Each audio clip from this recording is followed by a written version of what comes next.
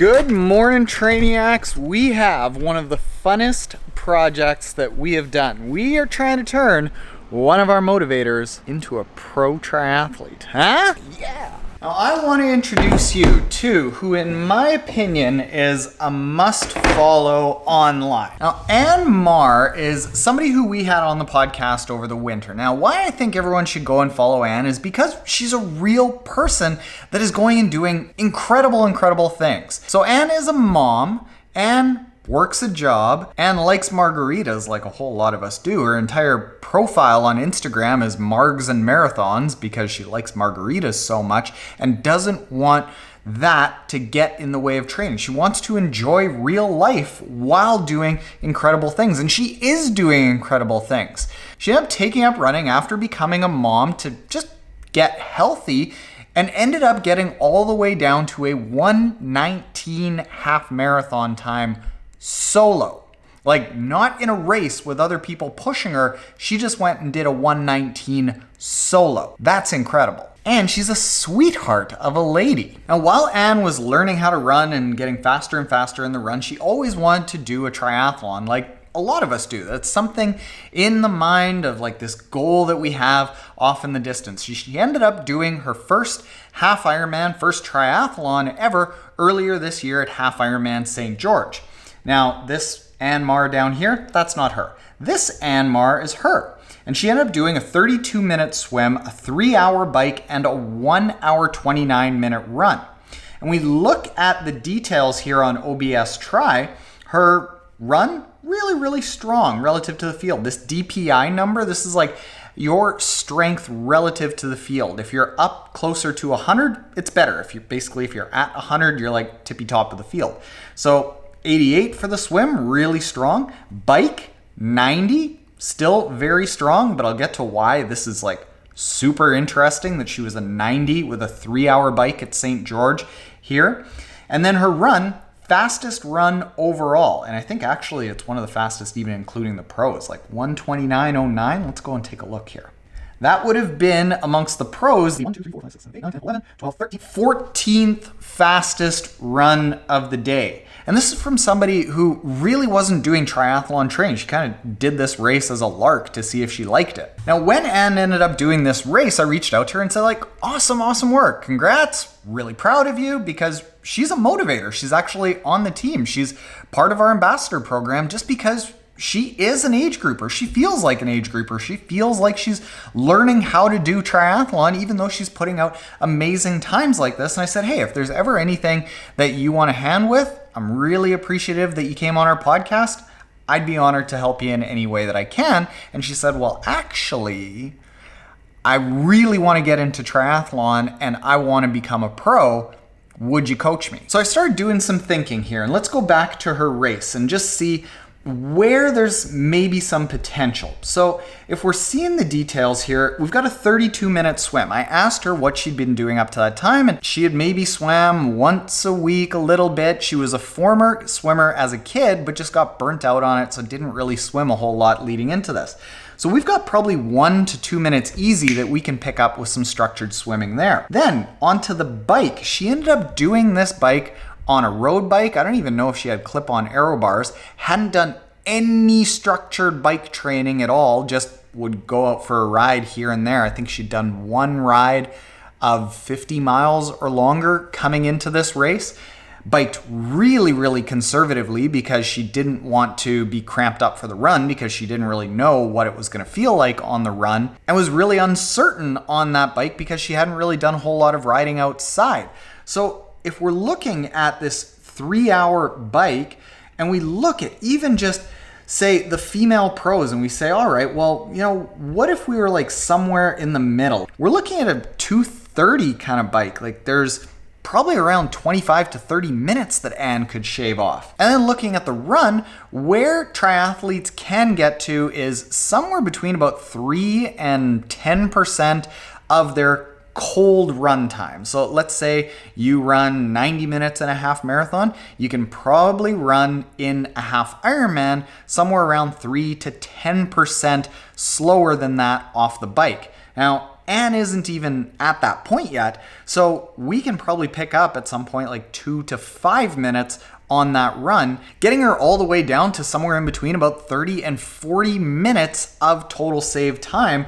And when we compare that to the female pro race, that puts her somewhere around Meredith Kessler, Danny Lewis, Sarah Crowley, Lindsay Corbin kind of range here. And I think that is very, very doable for her. So what I said to Anne when she asked me to coach her is like, well, first off, I have never done this before. I've never turned an athlete into a pro, but I do think that I know how to help her. And there's going to be a lot of people who are like, Taren, you're not a one-on-one coach. Yeah, I'm not a one-on-one coach. But what I say is that there was a time that Matt Dixon or Jerry Rodriguez or Jesse Kropelnicki or Jim Vance or Brett Sutton or all of these great coaches weren't a one-on-one coach, and they had to get that first athlete. And just consider me the lucky duck that gets to work with a really, really talented athlete as my first. When you start looking at building a triathlon plan, you can really only select one of the 3 disciplines, one of swim, bike, or run that you can really, really improve at any one point in time. In her case, looking at her race time, it's clear that the bike is the greatest opportunity for her. Her DPI on OBS Tri, roughly the same between the swim and the bike, but even if you get massively faster in the swim, she might only save about 5 minutes. But on the bike, she might save upwards of a half an hour. Now, I myself made my bike, was it a half an hour faster? Yeah, I think it was actually. So while I admitted to her that I haven't gone through it, I think I can help her through it.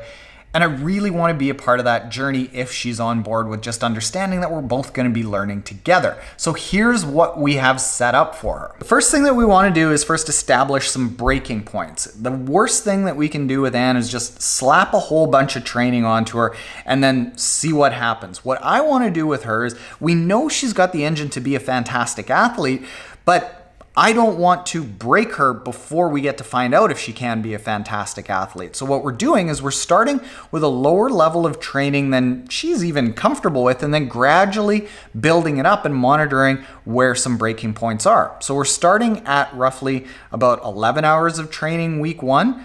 Intensities that I would say are actually more geared towards Ironman, just to see where her breaking points are. And then we gradually build in a few more hours and a bit more intensity over and over. And what I set her up with was an HRV monitoring system, so we can monitor her heart rate variability to see at what point does she start to crack a little bit, and then we start backing off. So we're building in some mechanisms with HRV training, with subjective wellness, constantly talking to her about how her muscles are doing, how her sleep is going, how her training is feeling. And if at any point we start seeing a little bit of weakness, all right, we found a point that we need to be a little bit more careful. As far as the swim goes, that 32-minute swim is great. I think there's going to be a point that if she does turn pro, that we're going to have to try to get that down to 28, 27 minutes thereabout.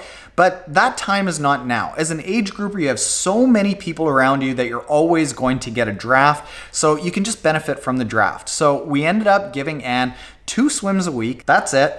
There's a fair bit of punch in that swim to make sure that she's unlocking some of those old speed swimming styles and abilities that she had as a kid. And then lots of triathlon specific swimming. So things like sighting, things like deck ups, things like changing the gearing, say within a 400, starting at 90% effort level and then bringing it down to 75% effort level. So simulating coming around buoys and starting out of the gate so that she's able to have those surges up and down, so that she's able to actually execute a triathlon swim, not just being a swimmer who's doing a swim in a triathlon. With the run, we've given her 5 runs, and you might be saying, oh man, that's a lot. Well, Anne is a big, high mileage, low intensity kind of athlete, and she does really, really well with high volume, low intensity, base type training. So we've given her these 5 runs, which is a bit of a rest in her case, but the load is really, really low.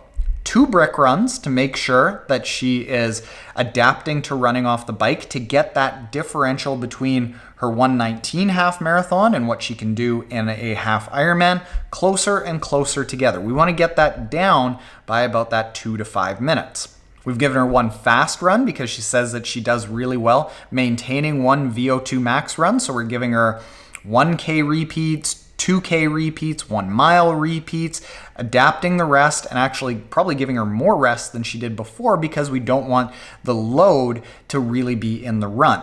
Then there's one optional easy run that she can do in the afternoon, and then one long run of about 2 hours that I recommend she does on trails, just to make sure that she has that side-to-side proprioception that trails allow, and it gives you a little bit of rest because you're on soft surfaces, so it's a little bit easier on the body.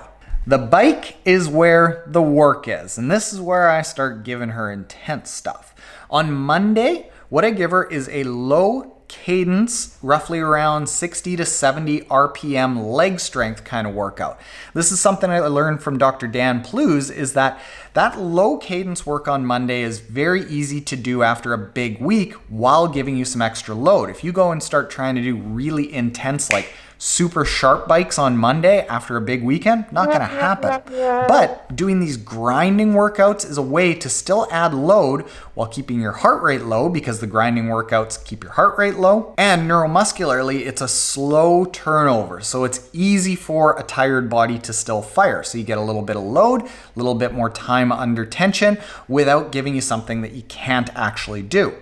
And these leg strength intervals tend to be a little bit longer, anywhere from about 4 minutes to 15 minutes roughly. Towards the end of the week, we've added in an easy bike, an optional 60-minute easy ride, just to keep those muscles turning over. Midweek, there's a very intense bike. And in that bike, I tend to focus on 20-second to 2-minute intervals because of Anne's run background. She's got a really big VO2 max, but what she doesn't have is FTP. She doesn't have access to that VO2 max. She needs to bring up her bike power to reach her capabilities.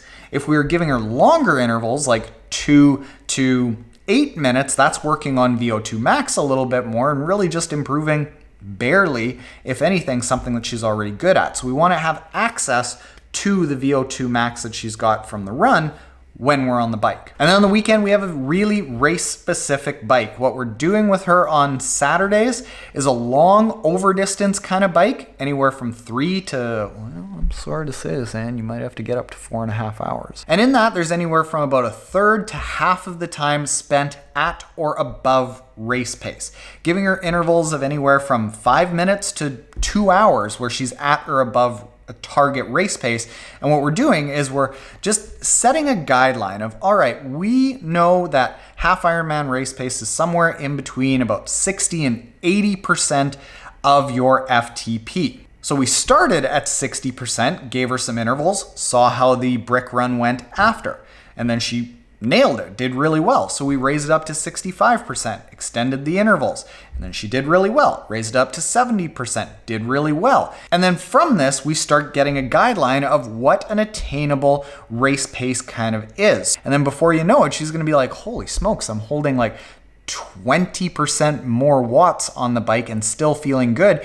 And we've gone through this process of feeling out what a good bike intensity is, followed by what is an executable run off the bike. And this is the first time she's ever done tri-specific training, and the first time that she's going to see what we can unleash is going to be the Half Ironman World Championships in St. George, where she goes back to the same course that her first race was in, with a new bike, with structured swim training, with structured bike training, with hopefully a little bit of refined run abilities, and we see what happens. Personally, I've told her that I expect this to be like an 18 to 24 month project to maybe get her to become a pro, but I really think that she's got the stuff to do it, and I'm honored to be the person that she entrusts with this. I'm absolutely thrilled to be a part of this, and I think that everyone should go and follow her journey. So with that said, Trainiacs, a lot of these techniques are things that we've put into our training app that you can get at app.mymottiv.com, where you can tailor it to what you need to work on more and give you guidance on how to structure the workout week and when you should do intensity, when you should do leg strength, when you should do really intense running. All of this is laid out for you at app.mymottiv.com. You can try it out for free for 14 days, and then if you like it, stick around. And if you aren't already subscribed, hit the subscribe button below. Later, Trainiacs.